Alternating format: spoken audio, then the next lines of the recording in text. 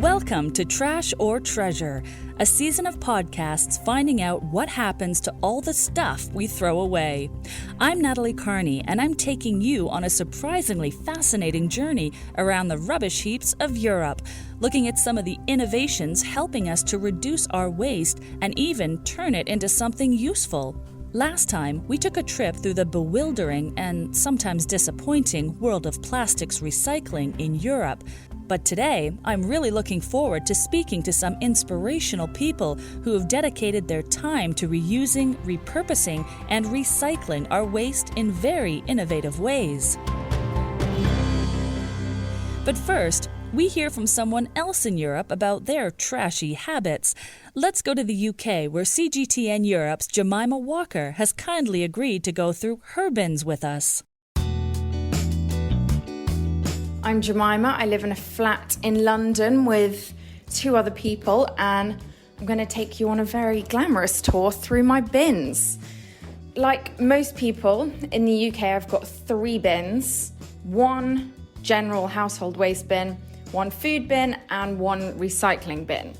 So we'll start with the general household waste bin, the black bin. That's my bin opening. So in there, we've got some tea bags, because tea bags, I think, are not biodegradable because they have little bits of plastic in them, which is why some people use loose leaf, which is better for the environment. So maybe I should consider that. And some bits and bobs from when I was cleaning out a drawer in my room last night. And so this bin here makes up a very small amount of the approximately 30 million tonnes of waste that is generated by UK households every year. And then there's the food bin, which is outside. Keep it outside because it's a bit smelly. And yeah, we just put obviously all of our leftover food in there. In the UK, quite a lot of food waste goes to anaerobic digestion, which basically is like a big stomach that turns your food waste into energy. And it's a very effective way and a low carbon way of dealing with food waste, but it is very expensive and really relies on government subsidies, so it doesn't happen everywhere. Then let's go to the recycling bin. Open that. So we've just got some food packaging, some cardboard. So recycling is probably the most interesting thing to talk about, and it's also the most contentious, because I think people assume when you recycle, it all gets recycled, but actually it doesn't. A lot of it does go to recycling. A lot of it gets incinerated, which creates energy, but it is really high carbon. And a lot of it historically gets shipped abroad to other countries. It used to be China, so a lot of plastic waste in particular used to go to China, but China banned that. And then countries like Turkey and Malaysia and Indonesia picked up the slack. Obviously, that's very controversial because the whole world is trying to reach net zero, and if richer countries like the UK are shipping their plastic waste to be processed in poorer countries, then you're just putting that burden on poorer countries. So that was actually banned by the EU at the beginning of this year. But since the UK left the EU, the UK does have slightly looser restriction now. So they are still able to send their plastic waste abroad.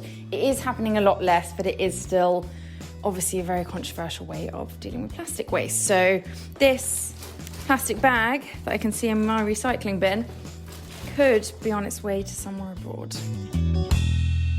Thanks, Jemima. It will be interesting to see what happens now that the UK is no longer bound to EU rules. And hey, I'm ashamed to say I didn't know that about the tea bags. Interesting. Now, if you've been enjoying our Trash or Treasure theme music, well, have you guessed how it's being played? All the instruments are things you'd usually find in the garbage, and they're being played by an amazing ensemble of 10 musicians called the Weapons of Sound. I was able to catch up with some of them. This is is Nikki, this is Chris, and I'm Hannah, and we're from Weapons of Sound. Weapons of Sound is a junk percussion band from the UK, a little place called Plymouth, which is by the sea. We started in 1993 as part of a youth club activity. The youth worker kind of said, look, if you want to go to Glastonbury, start some sort of band. And I think a group of young people at that point chose a junk workshop. Loved it. They got to play at Glastonbury that year, which was amazing. And got to go on Blue Peter, I think, as well, which is a legendary children's BBC programme. The year after would be our 30th anniversary. Well, tell me how this whole concept came together. Okay, so you're told to create a band because you have desires to go to Glastonbury, but I mean, what brought about the junk instruments? Why didn't you pick up a guitar and a piano like everybody else did trying to make a band? I think it was that idea to be different, really, because we could have samba, we could have done steel pan, we could have done guitar bands and so on. But I think that the group were completely struck by doing this workshop that had kind of plastic and metal. Then the group, just carried on and also, developed our own instruments. So we have gas pipes, which are cut to various lengths, pentonic scale, and they kind of give us kind of the tune of our songs.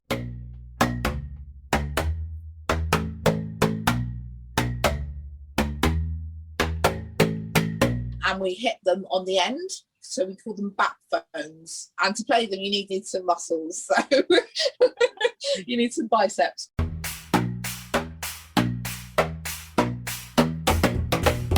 Those are the kind of almost like the centerpiece. So when people see us on YouTube or Facebook or any of our social media, you'll see these long yellow tubes that are really quite iconic.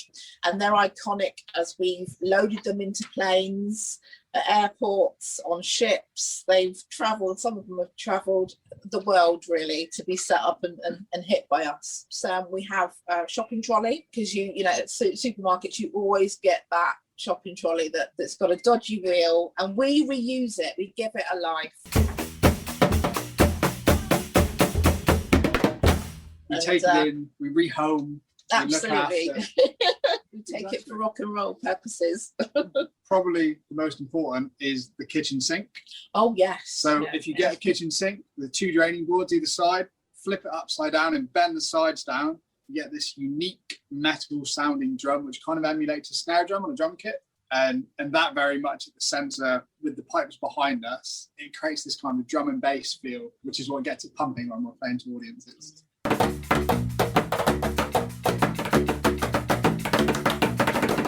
The good thing with it is, you say, why junk? Well, the possibilities literally are endless. Everything's freely, widely available.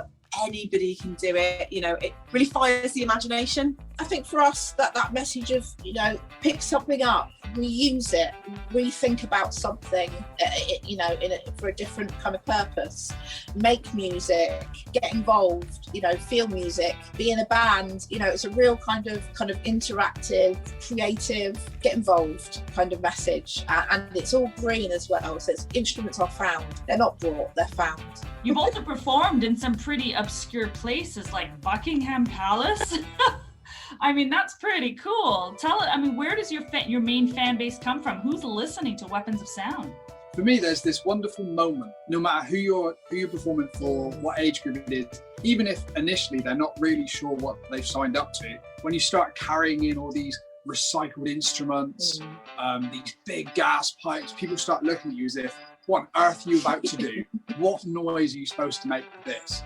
And then when it's all set up and you start that performance, the transition of the audience from sort of confusion to amazement that this kind of music and tonality is coming out of, frankly, recycled junk is the lovely moment. And we get that a lot when they come up to us afterwards saying, didn't really know what to expect, but after I saw you, I get it. I get the message. I get the sort of eco message that you're playing on these reused instruments. You haven't just cast them aside, but equally you're making music out of these random assortment of things, and it's good music. We get a lot of good reviews.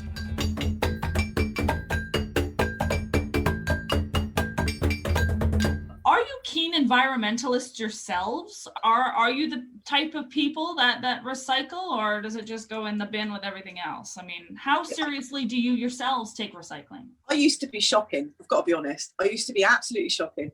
But no longer. No, absolutely. This definitely come round to recycling. I'm definitely an enthusiast now. Being in the band brings you into that world. I've tried to do, especially through lockdown, is cut down use of certain like single-use things like kitchen towel, that kind of thing, and throwing that out to our social media following as well to sort of say any tips that you've got. Over COVID-19, I think that where we haven't been able to get together and play, and life has been very different. You know, I've gone on more kind of nature walks and really thought about my kind of impact on, you know, the environment more than I ever did. The wonderful weapons of sound. The group have played some pretty incredible venues, Glastonbury, Buckingham Palace, and are invited all over the world. They also told me they keep an eye on their carbon footprint by foraging for new instruments in rubbish dumps and industrial estates in the places they visit, so they don't always have to check in the shopping trolley and all the gas pipes into their baggage allowance. Well, that's got me feeling inspired. What about hearing some really innovative ideas from people who are trying to do their bit for recycling? There are some pretty amazing products and projects out there, people. Hi, my name is Cressy Wessling. I'm the co-founder of Elvis & Cressy. Elvis & Cressy is a company that exists to solve problems. We essentially do three things. We rescue materials that would otherwise go to landfill. We transform them into beautiful things. And then we donate 50% of the profits to charity. So we rescue, we transform, and we donate. And the first raw material that I suppose we rescued and that we are famous for is collecting London's damaged, decommissioned fire hoses, which after a long life of service are often too damaged to repair. We transform those into a range of accessories, bags, wallets, and 50% of the profits goes to the firefighters charity. Cressy's passion for environmental issues began when she was growing up in my native Canada. She was introduced to the beauty and wonders of nature by her father and maternal grandmother. It instilled in her the importance of respecting the natural resources around us and shaped the person she is today. One of her fondest childhood memories is of her dad driving her to the local landfill site in his little yellow truck. I grew up in the prairies, certainly thousands of miles from any sea, and yet at the dump was where there were seagulls. So whenever I hear seagulls, it kind of takes me back. But I also remember seeing so many things that I didn't understand why they were there. And at the time, you could go there and take things, but you could also leave with things. And that's something that I wish happened more, because actually we have enough resources in the world. They just don't tend to be in the right places. It sounds like the modern equivalent of the hunter-gatherer. One person's trash is another person's treasure, right? So why the decommissioned fire hoses? When I first moved to the UK in 2004, I've always had an interest in waste, but that was a time when you couldn't just Google ONS data. You couldn't find out how much waste was produced in the UK, how much of it was household waste, how much of it was construction waste. But you could find these things out at the British Library. And in that year that I arrived, 100 million tons of waste went to landfill. And I thought, where is that going on such a small island? So I started going to landfill sites to have a look, and that's where I saw my first fire hose. Then I had a chance meeting with the London Fire Brigade and discovered that for them, it's between 3 and 10 tons a year that they need to dispose of. So I knew I couldn't solve the 100 million ton a year problem, but I thought that fire hose was a solvable one. And that's where the adventure really began. Over the last 16 years, Cressy and her partner's business has burgeoned into an upmarket, award-winning global online business. They sell over 10,000 luxury items each year, and even actress Carmen Diaz is a fan, apparently. Since Elvis and Cressy started, no London fire hoses have ended up in landfill, and over 100 tons of the firefighting tubes have been reclaimed. The pair are now collaborating with the Burberry Foundation and turning leather offcuts into luxury fashion accessories. They're also working with lots of other waste products, including rejected military parachute panels and tea bags. So that's where to send my non-recyclable tea bags. We have two manufacturing hubs, one in the UK and one in Istanbul. They're both our own sites. So it's a kind of a hybrid model where we went to Istanbul because they still have a leather quarter there. They still have a real history of leathercraft. It was relatively easy to build a skilled team, whereas in the UK, a lot of those skills were lost in the offshoring decades. So what we do in the UK is we've been building a team here through apprenticeships. But the two sites work very much in tandem, and pretty much every product is made a bit here and a bit there between the whole team. Cressy says her company ultimately wants to challenge society's perception of what waste is. She says we desperately need to create a truly circular fashion industry or face disastrous consequences. She says we need to act urgently before it's too late. Waste is an existential crisis. Climate change is the same. Rising inequality is the same. They're all incredibly difficult problems, but if you just pretend they're not happening, then they'll continue to happen. Hope comes from action. So I would be very depressed and hopeless and pessimistic if I did nothing. Whereas the fact that every day that we're here and every day that we see hose coming in, hose being cleaned, hose going out, every day that happens, it means that we're taking action, and it fills us with hope and optimism and the ability to, go out the next day and tackle something else and try harder. Now, we've managed to avoid talking about it so far this podcast, but as we continue to battle COVID-19 around the world, we are also fighting an insidious environmental war against all the PPE waste generated by the pandemic. It's estimated that every minute people are throwing away around 3 million face masks globally. That amounts to a mind-boggling 129 billion face masks every month. I can't even get my head around that number. The worry is not only the waste, but some of the materials used contain chemical pollutants and nanoplastics, which can leach into the environment.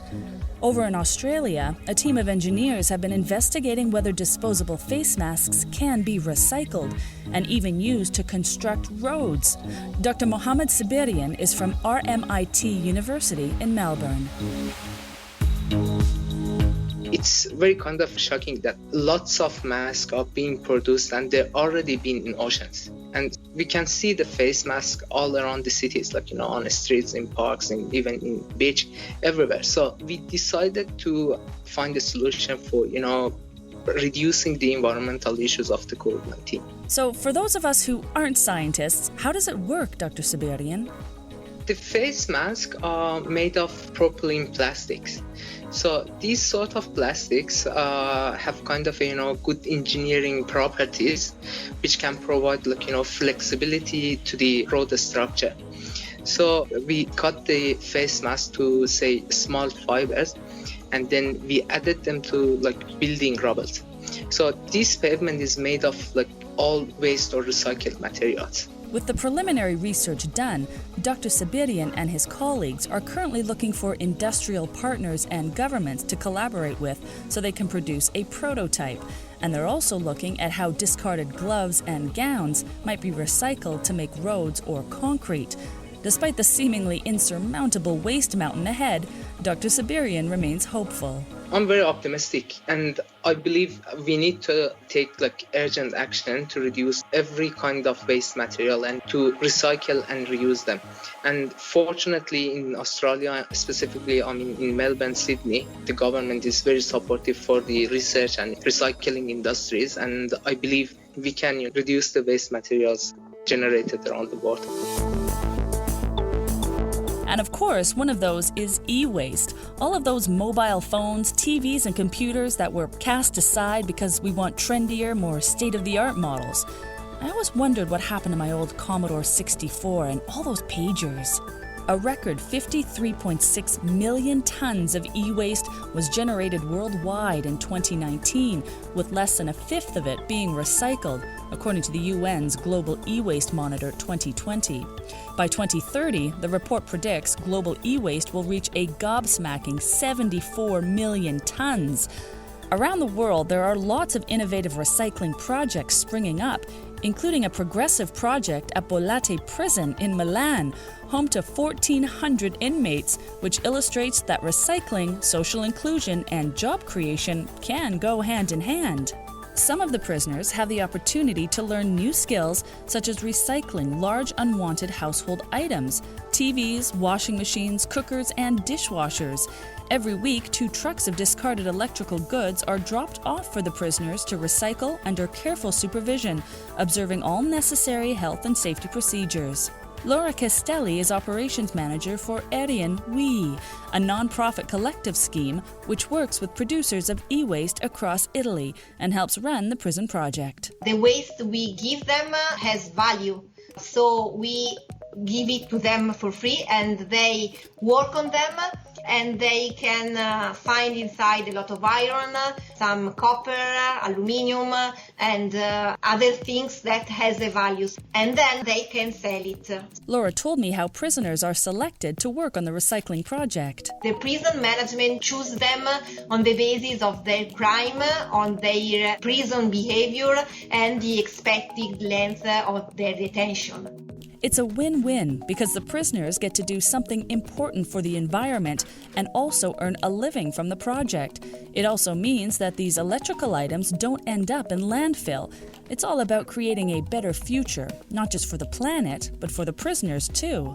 It has an environmental aspect and a social aspect. So we try to recover not only the waste, but even the person. It is really important for us to give them the possibility to learn something and they can sell when they go out the prison. What an interesting project. Another team rethinking e-waste is based at the University of Wisconsin in the USA. They're investigating whether wood-based computer chips could be used in smartphones, tablets, and other mobile devices in place of all the silicone. Yes, you heard that right. Nanocellulose paper derived from wood, acting as the brain to your device. Professor Zhengqiang Ma, also known as Jack Ma, is the lead on the project. While we are enjoying these new phones, we are creating more and more electronic waste. So this is an issue that's escalating every year. If Professor Ma and his team's wood-derived chips are a viable alternative to traditional semiconductors, they could have huge environmental benefits. Normal chips in phones, tablets, and computers contain non-biodegradable materials such as gallium arsenide, which can be harmful, especially in large quantities. According to Professor Ma, wood-based chips are so safe that if you put them in a forest, they would biodegrade. So basically, we discard it into the soil. They won't make any pollution to the water resource. The demand for new phones and devices around the world is ever increasing. In the US alone, for example, people change their devices on average every 2 years. So Professor Ma and his team's invention could be a real game changer. All they need now is to find investors to scale it up. So these chips are really ready to be used. But the only concern is who will be the first one to use it. Actually, there are quite a few investors. They already began to contact me. Professor Jack Ma from the University of Wisconsin. There's one final inspiring story I'd like to share with you. This time, we're going to a desert in Jordan, where Syrian refugees have made an incredible difference in the way they process their waste. Jean-Patrick Perrin is from the charity Oxfam. Zaatari refugee camp was formally created back in 2012 in order to host the increasing number of Syrian refugees that were leaving Syria and crossing the border to Jordan. Today, it's one of the biggest refugee camps in the world. It spreads over 5 square kilometers and currently hosts about 77,000 Syrian refugees. When the camp was first created, the Syrian families were living in tents, but as the Syria crisis kept going, the tents were replaced by more sturdier caravans. As the camps grew, waste increased. Oxfam helped set up a system offering employment to refugees who wanted to earn money by collecting, sorting, and recycling waste. Between 2017 and March 2020, 4 million kilograms of recyclable materials were picked up, keeping 20% of all the trash from Zaatari out of landfills. We employ on a yearly basis and on rotation basis hundreds and several thousands actually of Syrian refugees who are basically the backbone of this entire project. Back in 2019, so before COVID happened, this whole project employed I think more than 6,000 Syrian refugees in total. We couldn't achieve the success of this project without them. I think that's the most important part that people have to remember. Now, so to what happens to the waste, once it has been collected and once it has been sorted, is everything is sort of compressed, if you wish. All the plastics are shredded, all the cardboards are compressed, and so are the metals, and then they are sold to the highest bidder on the market outside the camp. And that ensures that, we're not just diverting those materials from landfills, but that at the same time they can be also reused in any sort of manufacturing process. This scheme has been so effective, the team have set up a recycling center which even serves communities outside the Zaatari camp. We also have a recycling center that is located outside of the camp in the nearby community of Mafra. Our center is located very close to communal landfill. This center has the same function as the recycling center that we have in Zaatari camp, but we do not just collect materials inside the camp. Thanks to this center, we also collect materials in the local municipalities as well. And in this center, we employ both Jordanians living in the nearby communities and Syrian refugees as well, who also live outside the camp. Apart from the obvious environmental impact, how do people living in the camp feel about the scheme? We conducted a survey a year or two ago to see how refugees got on board with the recycling initiative. And so we realized that roughly 80% of the households living in Zaatari camp were sorting their own waste at the source inside the household.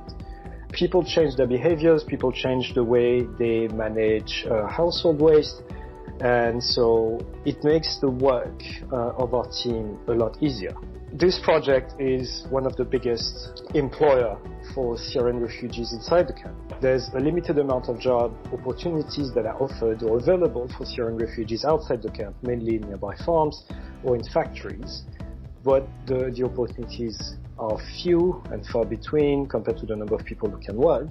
We have to do things step by step, and if in the near future we're able to increase the kind of recycling scheme that we can implement, such as, for example, composting for organic waste, collection of glass, these kind of things, I think that will be an even greater achievement for us. Inspiring indeed. Well, I've had my faith somewhat restored in people and our ability to tackle the huge problem of European trash.